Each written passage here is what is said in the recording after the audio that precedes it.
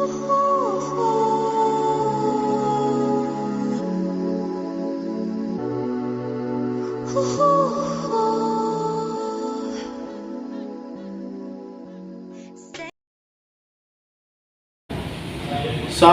warahmatullahi wabarakatuh. Selamat sore, salam sejahtera bagi kita semua. Pertama-tama mari kita panjatkan puji syukur kita kepada Allah Subhanahu wa taala. Dengan saya Fajar Nurmana sebagai moderator yang bertugas di sini telah hadir dari tim afirmasi dan oposisi. Sebelum diperkenalkan dari masing-masing tim, untuk memperkenalkan diri termasuk menulis, dimulai dari tim afirmasi. Masih dengan waktu maksimal 2 menit, dipersilahkan. Assalamualaikum warahmatullahi wabarakatuh. Perkenalkan, nama saya Hanifah Mutiara Ardani selaku tim afirmasi sebagai pembicara pertama yang akan menyatakan poin-poin penting dari argumen kami dan menyampaikan latar belakang mosi. Assalamualaikum warahmatullahi wabarakatuh. Perkenalkan, nama saya Dina Delanda Isyara Ardani sebagai pembicara 2 dari tim afirmasi yang akan menyampaikan argumen-argumen untuk memperkuat argumen yang telah pembicara 1 sampaikan, sekaligus bukti-bukti yang kuat. Terima kasih. Baik, selanjutnya perkenalan dari tim oposisi dengan waktu yang sama 2 menit. Perkenalkan, nama saya Muhammad Aska dari tim oposisi sebagai pembicara 1 dalam acara debat hari ini. Assalamualaikum warahmatullahi wabarakatuh. Saya Insinyur Apriandi dari pembicara 2 dari tim oposisi. Silakan tulis untuk memperkenalkan diri. Assalamualaikum warahmatullahi wabarakatuh. Saya di sini sebagai penulis Dina Nur Fadila yang akan menuliskan poin-poin penting dari hasil argumen tim afirmasi dan oposisi, sehingga adanya kesimpulan dari banyaknya argumen kedua sekaligus beberapa solusi yang berkaitan dengan mosi. Terima kasih. Terima kasih untuk perkenalannya. Baik, langsung saja kita masuk ke dalam mosi perdebatan kita, yaitu penerapan program kurikulum Merdeka lebih baik daripada kurikulum sebelumnya. Untuk sesi pertama kita persilahkan pembicara pertama dari tim afirmasi untuk memperkenal argumentasi dengan batas waktu maksimal 5 menit, dimulai dari sekarang.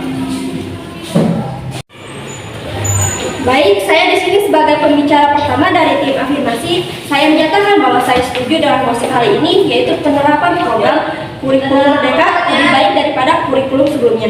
Pada saat COVID-19 lalu, banyak sekali dampak dalam berbagai sektor. Salah satunya dalam bidang pendidikan. Salah satu upaya yang dilakukan oleh Kemendikbudristek guna mengatasi permasalahan ini dengan merencanakan atau merancang sebuah program kurikulum Merdeka.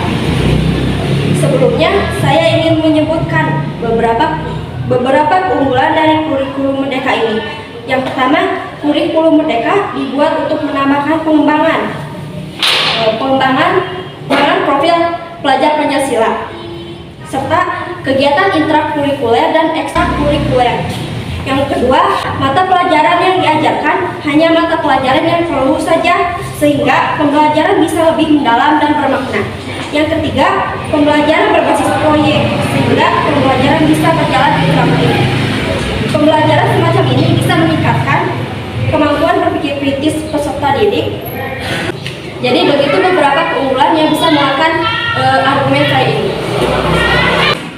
Saya yang pertama dari tim oposisi ini akan membantah argumentasi yang tim afirmasi berikan tentang kurikulum Merdeka yang katanya lebih baik dari kurikulum sebelumnya. Sedangkan di Indonesia sudah ada kurikulum 2013 yang sudah disempurnakan dan disederhanakan. sehingga dapat sesuai dengan perkembangan teknologi zaman sekarang. Apalagi masa sekarang ini ilmu pengetahuan dan teknologi informasi telah berkembang semakin masif dan tak terkendali. Berdasarkan penelitian yang dilakukan, besarnya pengaruh efektivitas kurikulum 2013 revisi dalam membentuk karakter peserta didik adalah 97%. Itu adalah angka yang sangat besar bagi prestasi pendidikan Indonesia. Kemudian pada kurikulum Merdeka ini ternyata dinilai kurang matang. Dalam persiapan dan sistem pendidikan atau pengajarnya pun belum terencana dengan baik karena belum ada bahasan tentang upaya peningkatan kualitas pendidikan di Indonesia. Untuk alokasi mata pelajarannya semula 60% untuk mapel kejurusan dan 40% untuk mapel umum diubah dalam kurikulum Merdeka yang ini. Diberlakukannya menjadi 70% untuk mapel kejuruan dan 30% untuk mapel umum. Itu adalah suatu kesalahan dalam sistem kurikulum Merdeka ini. Itulah mengapa keputusan ini berefek baik untuk lebih mengedepankan skill kejurusan peserta didik, akan tetapi konsekuensinya pengetahuan umumnya menjadi memperoleh perhatian dan kurangnya maksimal. Terima kasih. Justru masa sekarang ini dengan adanya ilmu pengetahuan dan ilmu teknologi informasi telah berkembang semakin masif dan tak terkendali. Penerapan kurikulum pun mengalami perubahan dan perkembangan. Jadi sangat diperlukan bagi siswa atau siswi sekolah zaman sekarang menerapkan kurikulum Merdeka daripada kurikulum 13. Dan untuk pengetahuan umumnya bisa kita tingkatkan dengan les wajib di setiap minggu agar tidak terlalu membebani siswa-siswi sekolah. Dengan ini kita bukan hanya meningkatkan skill tetapi pengetahuan umum, dan bisa saja mereka yang belajar dengan sistem ini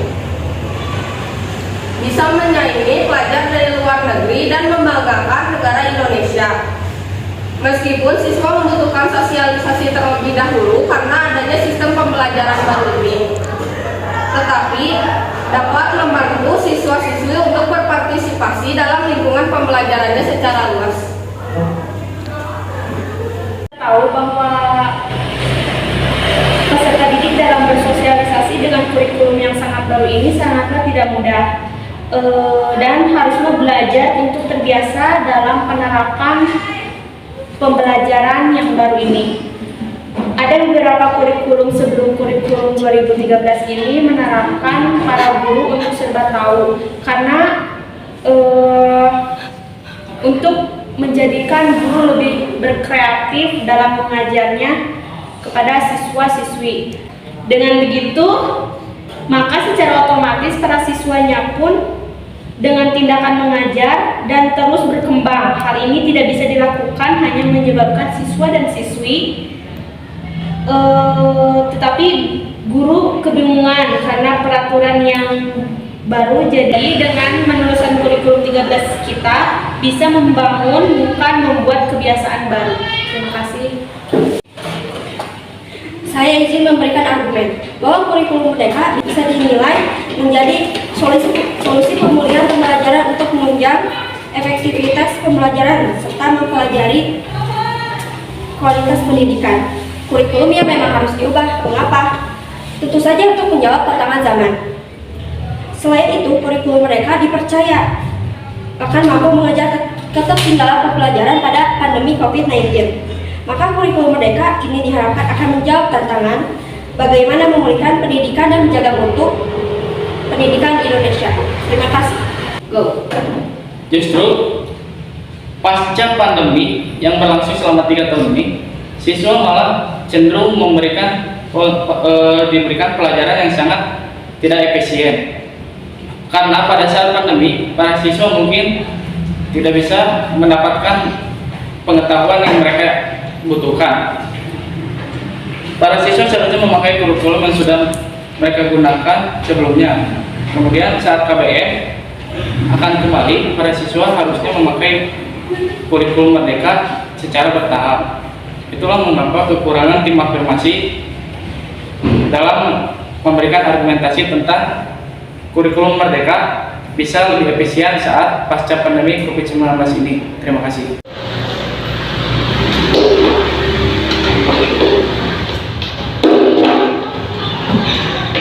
Oke, kesimpulan yang didapat dari argumen-argumen tim afirmasi dan tim oposisi tentang mosi penerapan program kurikulum merdeka lebih baik daripada kurikulum sebelumnya.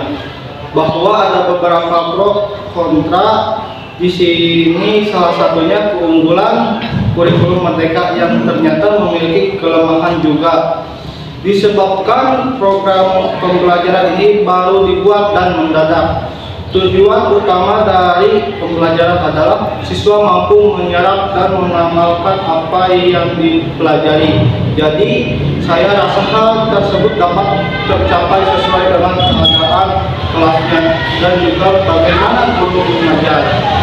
Belajar juga untuk lebih kritis karena kurikulum ini bersifat memaksa, suatu hal yang bagus untuk kita mengingat di abad ke-21 ini. Artikel ini sangat diperlukan debat dengan mosi penerapan program kurikulum merdeka lebih baik daripada kurikulum sebelumnya telah selesai. Terima kasih. Saya sebagai moderator undur diri. Wassalamualaikum warahmatullahi wabarakatuh.